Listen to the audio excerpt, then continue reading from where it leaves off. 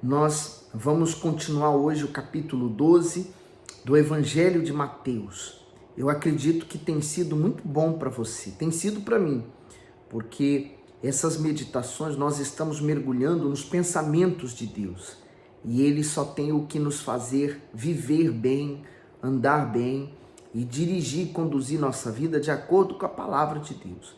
Vamos meditar então, Mateus capítulo 12, vamos pedir a direção de Deus. Ó Deus, que o Senhor fale conosco e nos dê sabedoria para ouvir a Tua voz e entender a Tua palavra. Em nome do Senhor Jesus eu te peço que fale conosco. Amém. Naquele tempo, passou Jesus pelas searas em um sábado, e os seus discípulos, tendo fome, começaram a colher espigas e a comer. Bem, para que você possa entender, o sábado para o judeu, ele é o dia do descanso, né? Como Deus criou o mundo em 6 dias e no 7º ele descansou, Deus deu um dia para que o homem pudesse também descansar, que é chamado comumente de Shabat. Então, na sexta-feira às 18 horas até o sábado às 18 horas, o judeu não faz absolutamente nada. Ele se dedica a Deus, né? Então ele vai à sinagoga para falar com Deus e também é o período do tempo em que ele passa mais tempo com a própria família, né? Se dedica à família, né? Aqueles minutos para estar com a família. Então, o sábado era para isso, mas os religiosos distorciam toda a verdade. Eles criavam um sistema muito rígido,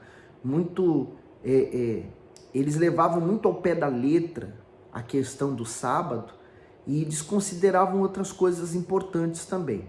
Então, olha o que aconteceu aqui. E os fariseus, vendo isto, disseram-lhe: eis que os teus discípulos fazem o que não é lícito fazer num sábado. Ele, porém, lhes disse: não tendes lido o que fez Davi quando teve fome, ele e os que com ele estavam? Como entrou na casa de Deus e comeu os pães da proposição, que não lhe era lícito comer, nem aos que com ele estavam, mas só aos sacerdotes? Não tendes lido na lei que aos sábados os sacerdotes no templo violam o sábado e ficam sem culpa? Pois eu vos digo que está aqui quem é maior do que o templo. Mas se vós soubesses o que significa misericórdia quero e não sacrifício, não condenaríeis ao inocente, porque o Filho do Homem até do sábado é Senhor.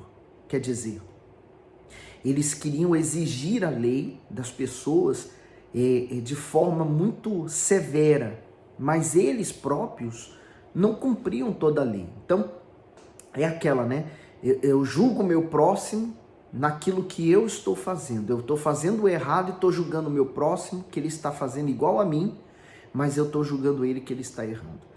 Era o caso daqueles homens, né? Eles não tinham nenhuma misericórdia para com ninguém. Então, o Senhor Jesus estava falando: eu quero misericórdia e não o que vocês fazem, né? É muito fazer e o pouco ser. Então, o Senhor Jesus se identificou como também o Senhor do sábado.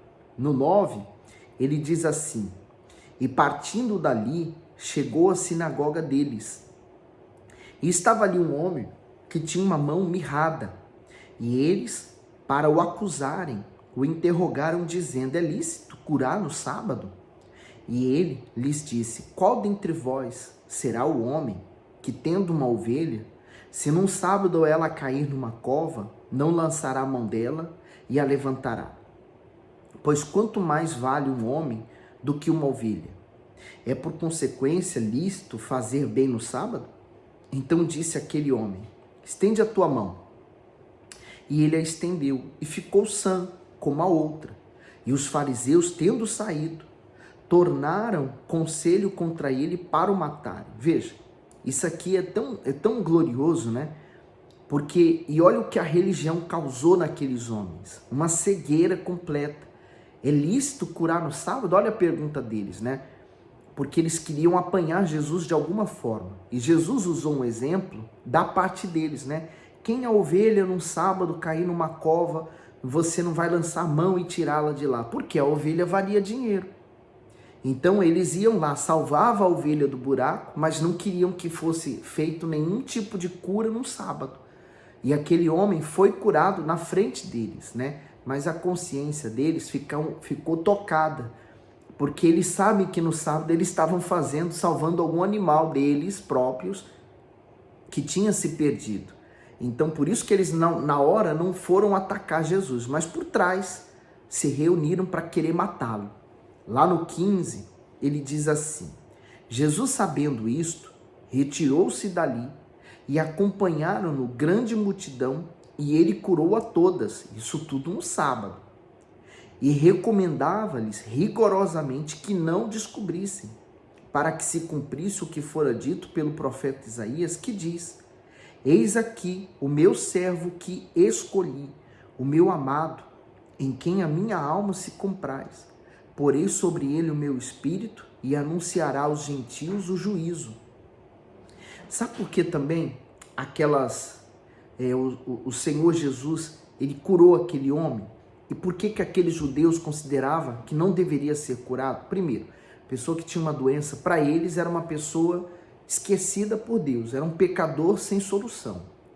E o Senhor Jesus veio para esses que eram desprezados, que não tinha mais solução, que todos ignoravam. Jesus veio por esse. Então, por isso que Isaías já profetizava a respeito dele, né? No 19, diz assim: Não contenderá, nem clamará, nem alguém ouvirá pelas ruas a sua voz. Não esmagará a cana quebrada, e não apagará o morrão que fumega, até que faça triunfar o juízo, e no seu nome os gentios esperarão. Não esmagará a cana quebrada. Sabe o que isso quer dizer? Por exemplo, as pessoas já estão feridas, machucadas, destruídas. Seus problemas vêm magoando elas. A vida tem ferido elas. Então, essas pessoas são consideradas como se fosse uma cana, né? Que já está quebrada. Aí vem uma pessoa, por exemplo, um oficial da igreja, e ainda pisa essa pessoa. Você não é merecedora, você não pode buscar Deus, você não pode entrar aqui. Esse lugar é santo, você não é santo, você não merece. Então assim, as pessoas já não tinham mais fé em nada. As pessoas estavam desacreditadas. Aqueles que eram religiosos eram super santos. Aqueles que não tinham sua religião eram pobres, desprezados, doentes, esses aí eram esquecidos. E Jesus começou a tratar desses esquecidos, mostrando que a vontade de Deus é que aqueles que a sociedade rejeitam, aqueles que ninguém quer nada com eles, aqueles que não servem para a sociedade, Deus quer esses, porque Deus vai usar estes para envergonhar aqueles que pensam que são alguma coisa. É muito forte.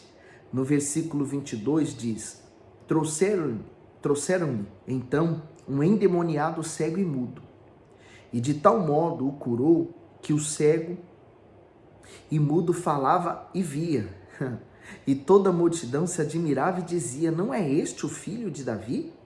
Mas os fariseus, ouvindo isto, diziam: Este não expulsa os demônios, senão por Beelzebul, príncipe dos demônios. Quer dizer, as pessoas estavam reconhecendo em Jesus que ele era o Messias que havia de vir. Mas os fariseus, com medo de perder o seu cargo, né? Com medo de perder sua posição, eles já acusaram Jesus sendo o Beelzebul, o maioral dos demônios. Jesus, porém, no 25, conhecendo os seus pensamentos, disse-lhe: Todo reino dividido contra si mesmo é devastado, e toda cidade ou casa dividida contra si mesma não subsistirá. E se Satanás expulsa Satanás, está dividido contra si mesmo. Como subsistirá, pois, o seu reino? E se eu expulso os demônios por Beelzebul, por quem os expulsa, então, vossos filhos? Portanto, eles mesmos serão os vossos juízes. Mas se eu expulso os demônios pelo Espírito de Deus, logo é chegado a vós o reino de Deus. Então, o Senhor Jesus deu uma visão espiritual. do que acontece, né, por detrás do que os nossos olhos estão vendo. Nós vemos esse mundo físico e a aparência dele, mas nós não enxergamos o que acontece através dos olhos da fé, né? Dos olhos que o Senhor Jesus estava vendo. Por trás desses olhos físicos existe um mundo espiritual. Então eles estavam acusando que Jesus estava operando aqueles milagres através dos demônios. E Jesus explicou: se os demônios estão divididos entre eles, por exemplo, se vem um demônio e coloca uma doença numa pessoa, vem o outro demônio e fala, tira essa doença, então eles estão divididos, vai haver briga. Então o reino de Satanás não iria existir por causa dessa divisão. Mas como o diabo é unido, eles vêm num propósito todos para destruir a humanidade, então esse propósito deles faz com que o reino deles seja forte, poderoso. Por isso que ele destrói tanto a humanidade. Ele causa tanta dúvida, ele causa tantas incertezas, tanta dor. Mas aí o Senhor Jesus, lá no versículo 28, fala assim, ó: mas se eu expulso os demônios pelo Espírito de Deus, logo é chegado a vós o reino de Deus. Perceba aqui uma coisa muito importante. Existem dois reinos.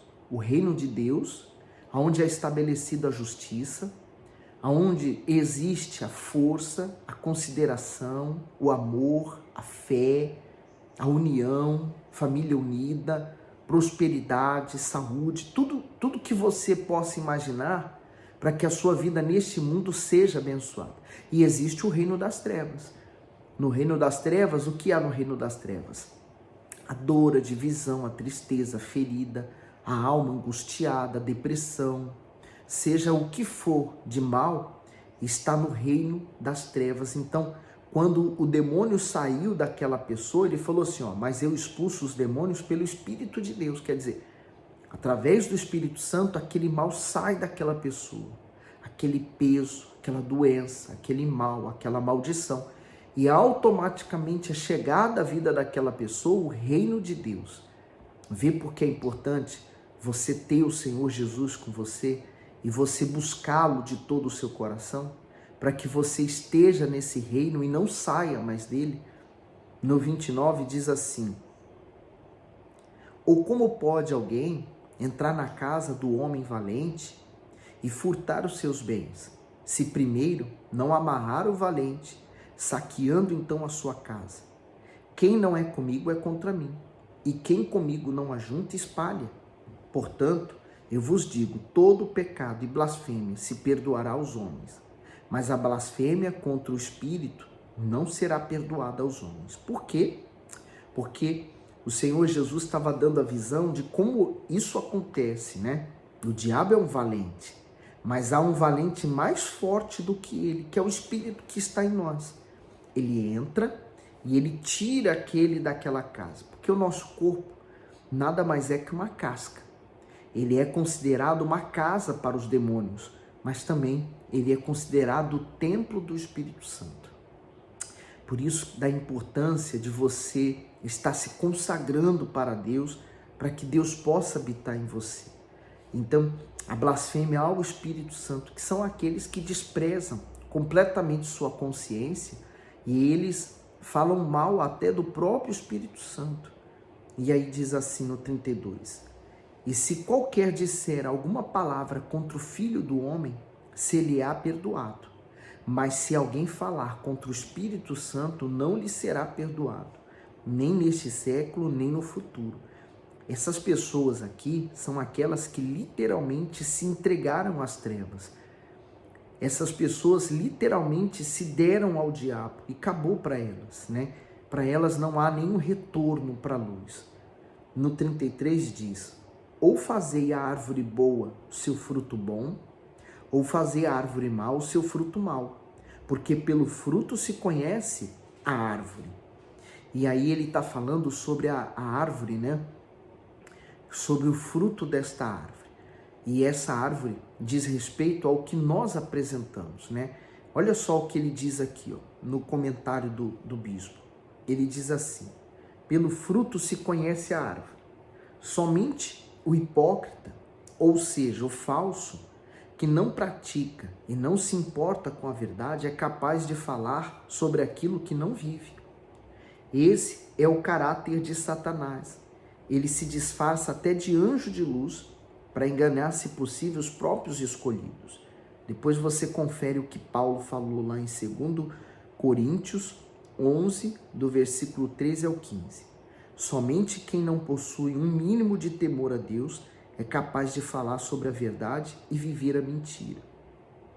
Que no caso era o caso daqueles homens tidos como homens de Deus. Olha só, no 34, raça de víboras, como podeis vós dizer boas coisas sendo maus?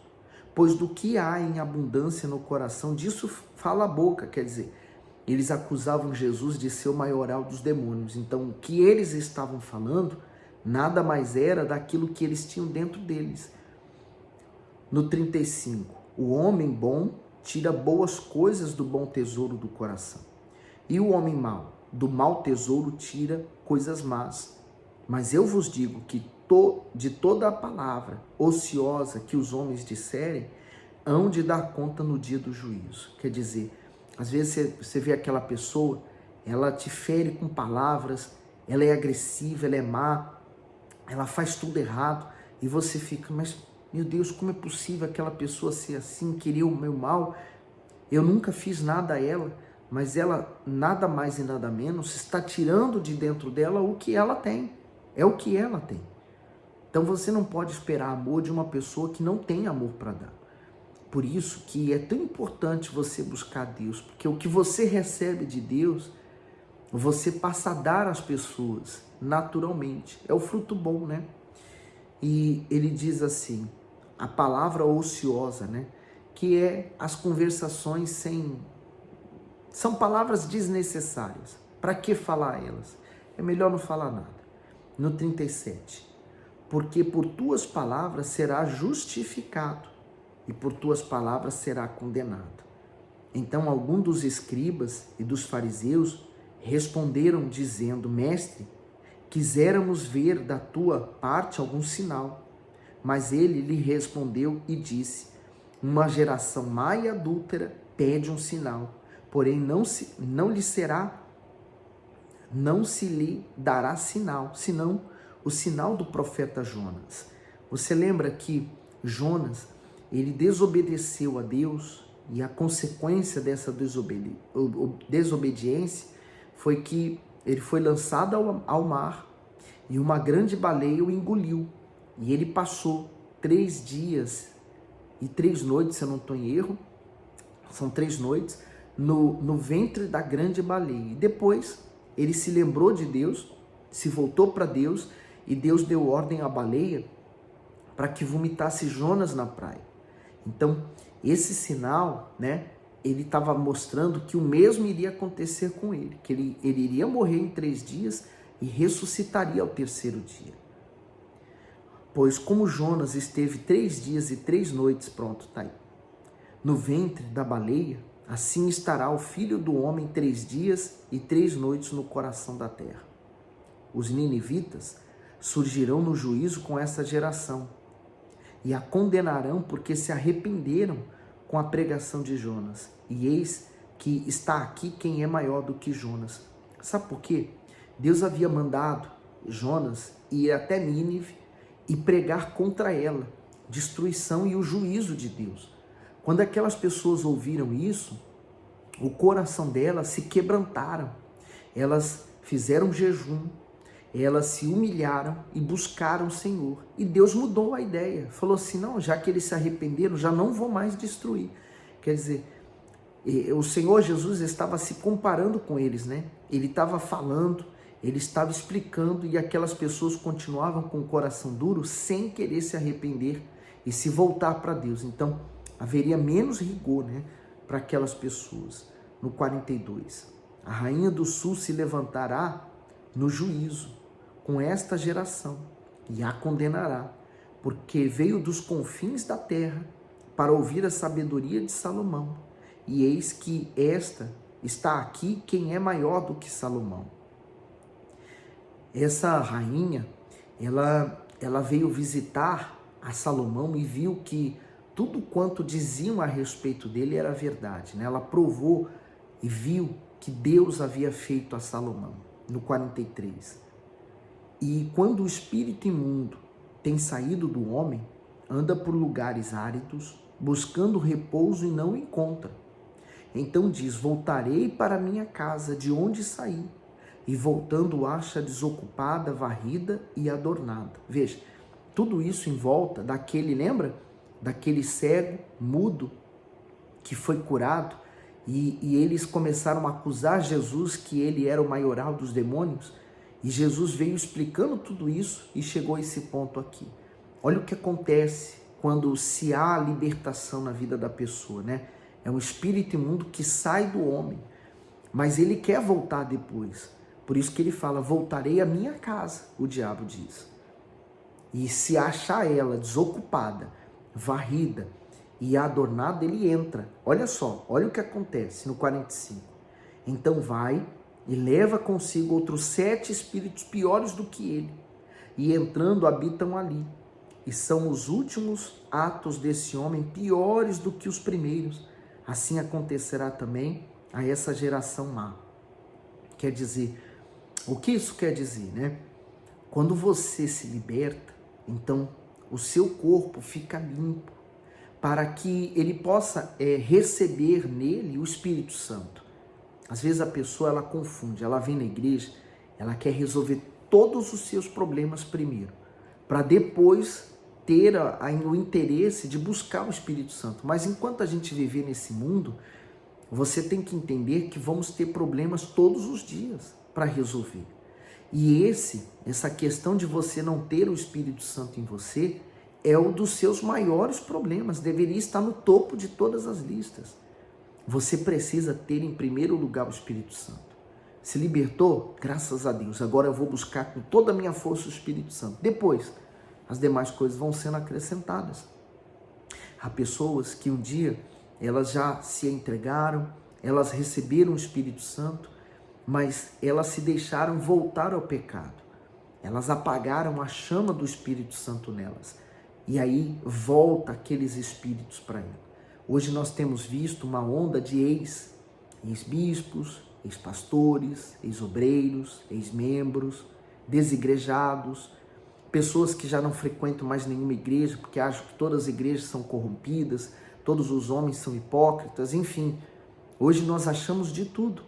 Mas se você for olhar o estado em que aquela pessoa fica, é 3, 10 vezes mais pior do que ela já foi um dia. Então, vamos cuidar da nossa salvação acima de tudo.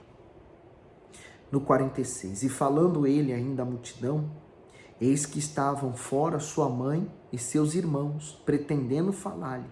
Aí você diz assim: a mãe de Jesus e seus irmãos? Exatamente. A mãe de Jesus, Maria, teve o Senhor Jesus e após isso viveu uma vida normal com o marido dela, José. Ela seguiu a vida dela naturalmente, porque ela foi mãe do Senhor Jesus, homem, mas ela não é mãe do Senhor Jesus na eternidade. Ela foi só mãe aqui na terra. Então ela estava tentando falar com Jesus, ela e seus irmãos. Olha no 47.